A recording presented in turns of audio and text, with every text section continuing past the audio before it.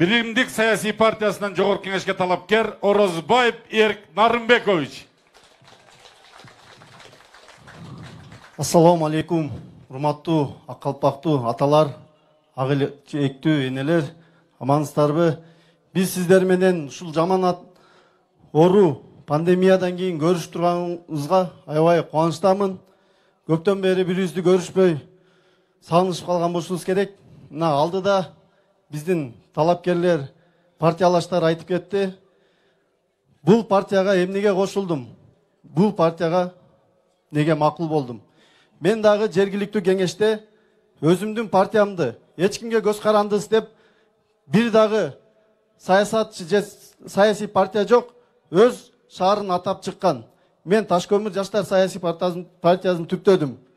2018 жылы 4 мандат алдык. Биз дагы өзүбүздүн күчүбүздү сынап, элибизге ак эмгегибизди өтөйлү деп чыктык. Баягы сыртта азырда айтып кетти өйдөдөгүлөр, сырттан сынап отура бербей, биз дагы ичине кирип бир кызмат кылайлы дедик. Кудайга шүгүр, 2,5 жылда өз программабызды толугу менен аткардык.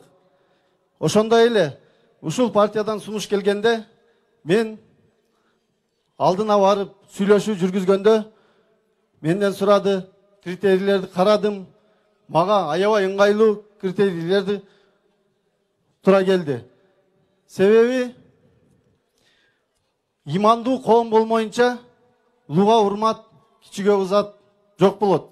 Качан имандуу коом болгондо коррупция жоюлат. Качан имандуу коом болгондо карылар үйү жок болот. Качан имандуу коом болгондо жетим жесирлердин үйү болбойт. Ошон үчүн урматтуу аксулук туугандар, мен дагы өзүм Ташкөмүрдө төрөлүп өскөн менен, менин атам Акжолдук, апам Кербендик. Ошого мен дагы өзүм элим, өзүм жеримде атканым. Ошодон аксулук туугандарым, ар дайым тарыхыбызда бар аксели революционер деп коебуз, а? Мунусунда ошон үчүн мээбизди революция кылбайлыбы? Күч колдонбой. Акчалууну эмес, акылдууну тандабайлыбы? Кандай дейсиздер?